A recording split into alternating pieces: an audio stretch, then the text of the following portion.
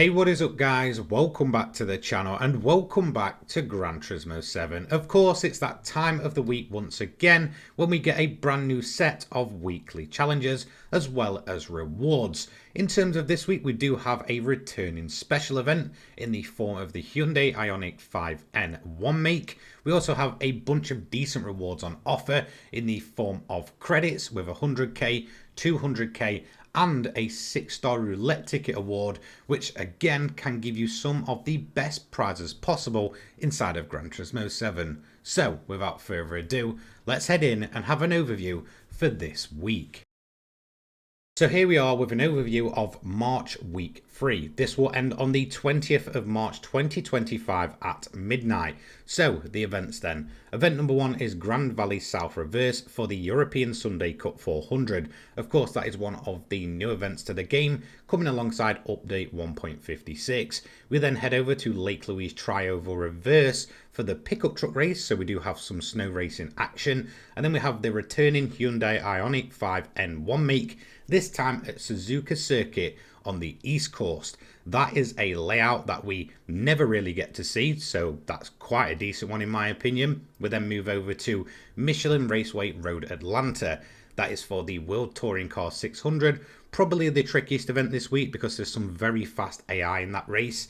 And then we finish off back at Suzuka Circuit on the full layout for the Gr.1 Prototype series. In terms of the rewards, for one event it's 100,000 credits, for 3 events is 200k, and for all 5 is a 6-star roulette ticket. So let's get into it then with event number 1 this week, the European Sunday Cup 400 at Grand Valley South Reverse. Again, brand new to update 1.56. This is aimed at European cars around a 400 pp rating. So you're going to see a lot of classics here, a few moderns kind of mixed in, but overall it's a pretty decent race. My car of choice would be the Mercedes-Benz 190e. The car itself is completely standard and would get the job done. So let's head over then to the race. As you can see, it's a 3-lap sprint race, a total of 12 cars, 11 AI. Again, very much a mixed bag here with some classics, some modern little hatchbacks and such. Overall though, there's a few AI that you're going to need to watch out for here.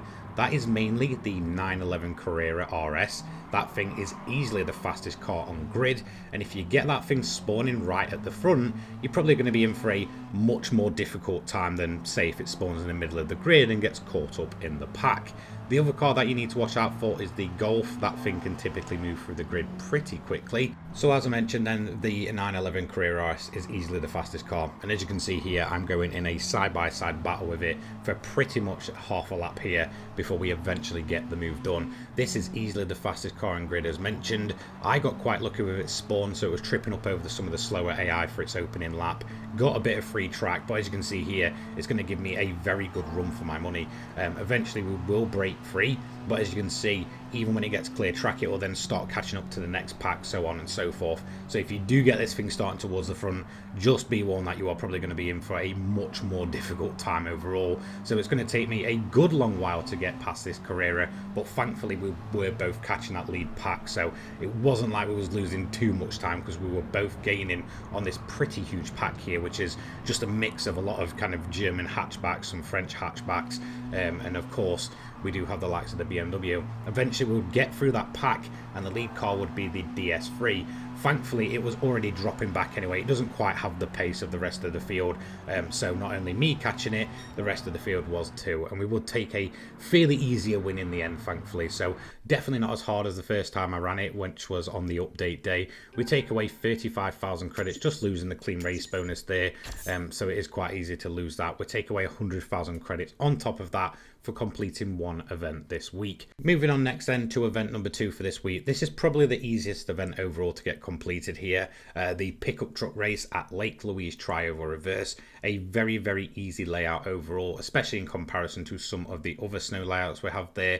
And the pickup truck race, well, a lot of them are just running default pickup trucks and they're not very quick in terms of the AI when it comes to snow racing.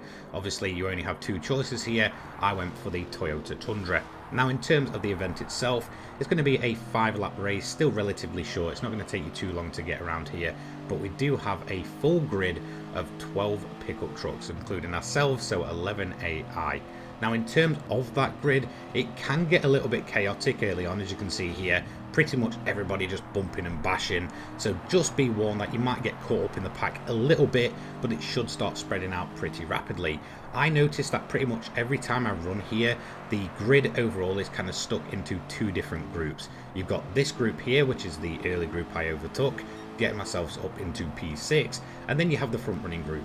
Now most of these will start spreading out as they go through the race, so you'll end up picking mainly these off one by one, so it shouldn't be too bad, but there is the chance that they will just bunch up again. Now getting myself into a P2 was absolutely no problem whatsoever, but one thing I did notice is that the F-150 that is driven by Gallo was much quicker than the rest of the field, so just be warned that, like, you know, with the Carrera in the previous race, if it gets free it's probably going to disappear into the distance, so the quicker you get that overtake done the better.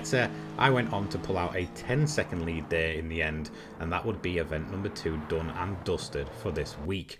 In terms of the payout, again, relatively low, 75,000 credits with the clean race bonus for first place. Let's move on then to event number 3.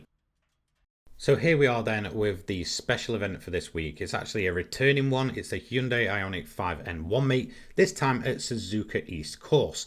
Now a lot of these cars are completely standard, but there is a few that are running maybe a slight bit of weight reduction, definitely some aero, so you're really going to see a bit of a split grid here. Now of course, in terms of the finer details, it's very run of the mill. It's 8 laps, 12 cars in total. All cars are a specified vehicle of the Hyundai Ioniq 5N. In terms of first place though, it's a decent paying 80,000 credits, and considering it's a fairly short one, it's a decent little earner. Now your main rival cars, as mentioned, are going to be a mixed bag of different types of Hyundai Ioniq 5s. BOP is off, car use must be garage, car settings are allowed, mechanical damage and penalties are off for this one. So let's dive in then. So of course my car of choice here would be the Hyundai Ioniq 5, but I went for this Pikes Peak kitted variant. I do have a few upgrades on in terms of weight reduction, as this car is incredibly heavy with its default settings and just takes an absolute eternity to get slowed down. So let's get to it then.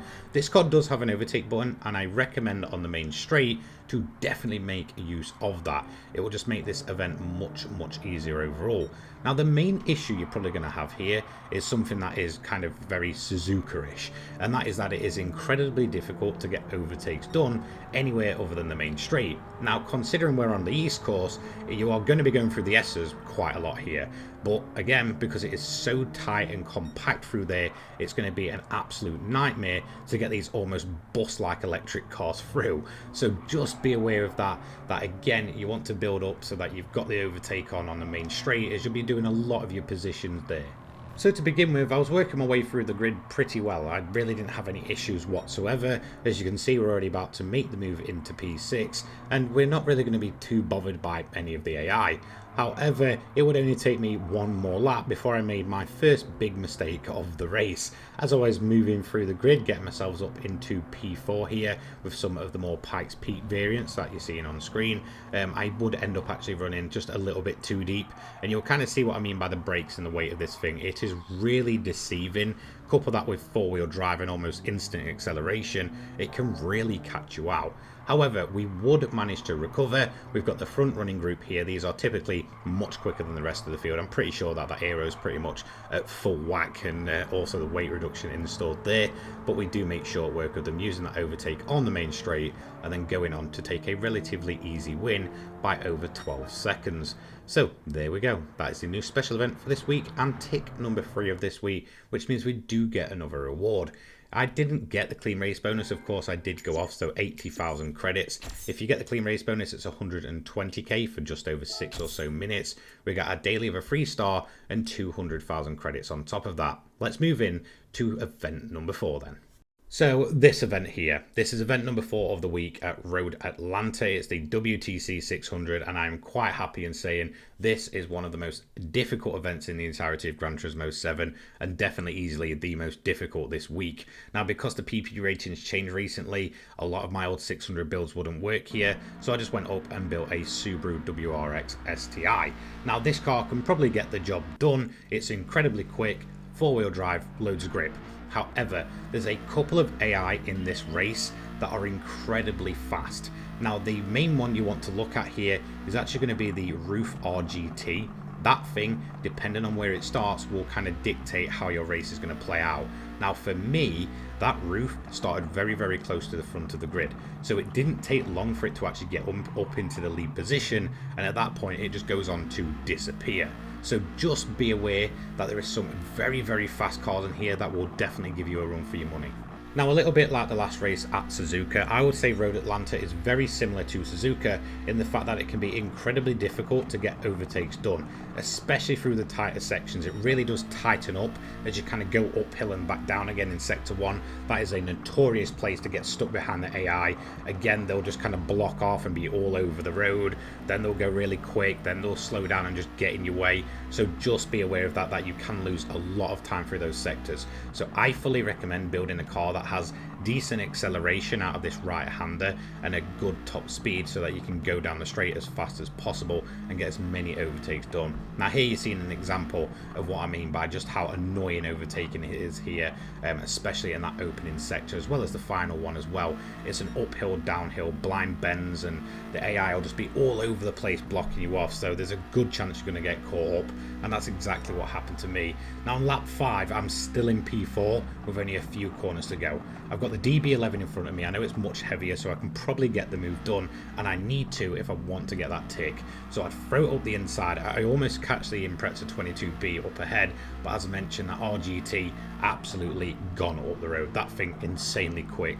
So in the end, we're only going to take away a P3. Definitely a very tricky little event here, but I would say very enjoyable. So of course, for taking P3 here, we do get a decreased payout of 37,600 credits, so I'm not complaining. I got the tick, so that's all that matters.